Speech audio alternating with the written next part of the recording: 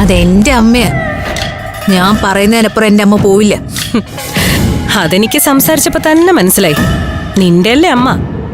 നിന്നെ പോലെ തന്നെ തരംതാണ സ്വഭാവം മനസ്സിലായി. എനിക്കെന്തടി ഒരു കുഴപ്പം? എന്ത് കുഴപ്പം നിനക്ക് ഇല്ലാത്തത്? കള്ളത്തരവും ചതിയൊന്നും ഒരു യോഗ്യതൊന്നും അല്ലല്ലോ. അമൃതേ, എന്റെ ഭാര്യയെ കുറിച്ച് നീ അനാവശ്യം പറയരുത്.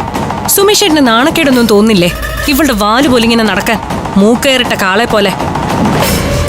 വേണ്ടാത്തത് പറഞ്ഞ അടിച്ച് ഞാൻ കർണം പോയിക്കും.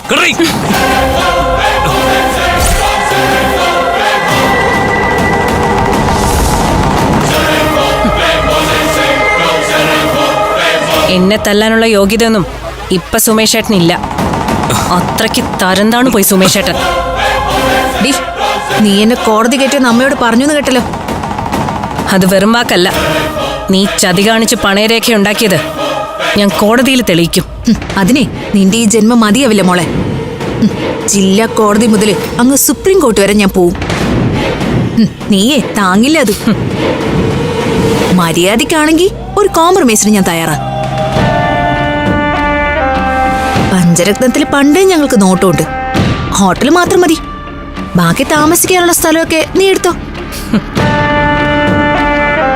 നമുക്ക് രണ്ടുപേരുടെയും കൂടെ പേരിൽ എഴുതാം ഹോട്ടലും പുരയിടും ഒക്കെ. എന്താ, നീ സമ്മതിച്ചോ? ഞങ്ങളുടെ സ്വത്തില് നിനക്ക് അവകാശം വേണോ? ഒരു ഉളുപ്പുമില്ലാതെ എങ്ങനെ ചോദിക്കാൻ തോന്നുന്നു നിനക്ക്? നീ പഞ്ചരത്നത്തിന്റെ പടി കയറിയ മുറ്റടിക്കുന്ന ചൂലെടുക്കും ഞാൻ. കൊള്ളാം. അപ്പോഴേ നിന്റെ വാശി നടക്കട്ടെ. പക്ഷേ നീ ചെവിയിൽ നുള്ളിക്കോ, പഞ്ചരത്ന ഹോട്ടലെ ഞങ്ങളുടെ കയ്യിലിരിക്കും. അതിന്റെ അധികാരവും അവകാശവും എനിക്ക് തീരെഴുതി തരേണ്ടി വരും നിനക്ക്.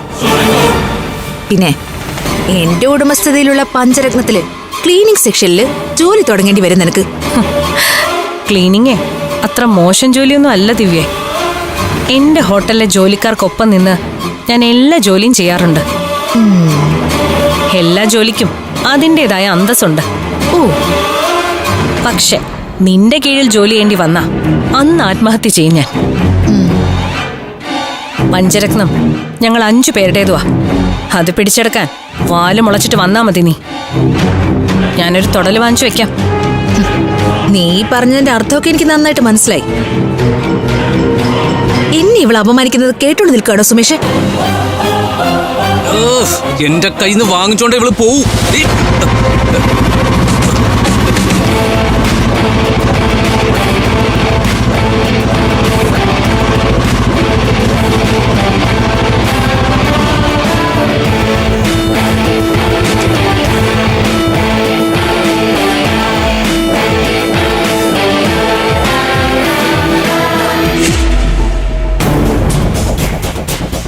എന്താ സുമേഷേ ഇവനെ കണ്ടപ്പോ നിറച്ചത്?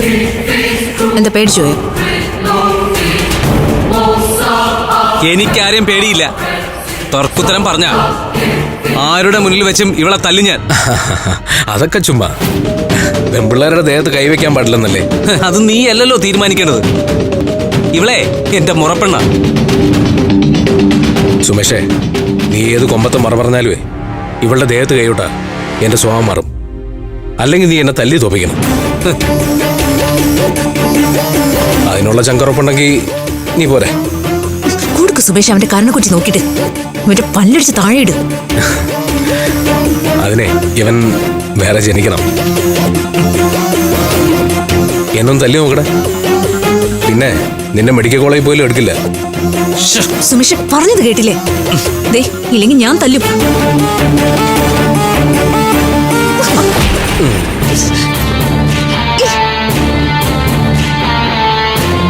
എന്നെ തല്ലാനേ നീ പഠിച്ച കളരിയും കരാട്ടയൊന്നും പോരാ. എന്റെ ഭാര്യയുടെ കൈ പിടിക്കാറായോ നീ?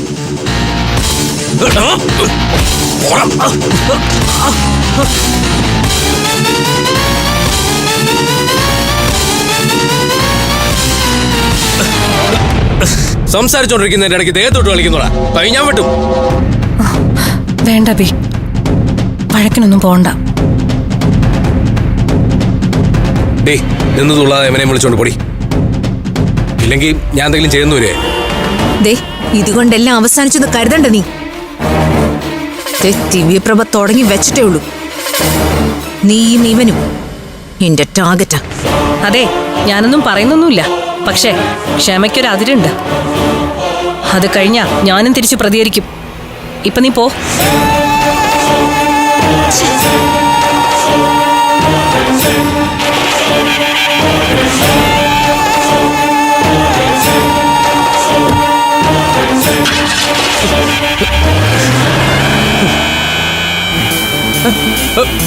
ദിവ്യപ്രഭ, ഞാനുണ്ട്.